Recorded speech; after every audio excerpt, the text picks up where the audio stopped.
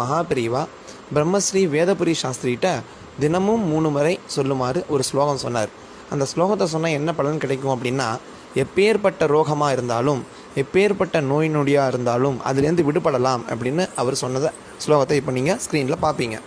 பாலாம்பிகேஷ வைத்தியேஷ பவரோக ஹரேதிச்ச ஜபேன் நாமத்ரயம் நித்யம் மகாரோக நிவாரணம். திருப்பிய சொல்கிறேன். பாலாம்பிகேஷ வைத்தியேஷ பவரோக ஹரேதிச்ச ஜபேன் நாமத்ரயம் நித்யம் மகாரோக நிவாரணம் அப்படின்னு சொன்னார். 3 தடவை இதை சொன்னால் மட்டும் போதும்.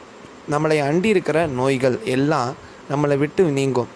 இதை நம்ம மட்டும் வச்சுக்கூடாது. இதனால் அப்படின்னா எப்போவுமே ஒரு மந்திரமாக இருந்தாலும் ஸ்லோகமாக இருந்தாலும் குழுவாக சேர்ந்து நிறையா பேர் சேர்ந்து சொன்னால் மட்டும்தான் அந்த ஸ்லோகத்தினுடைய மந்திரத்தினுடைய சித்தியே கிடைக்கும்.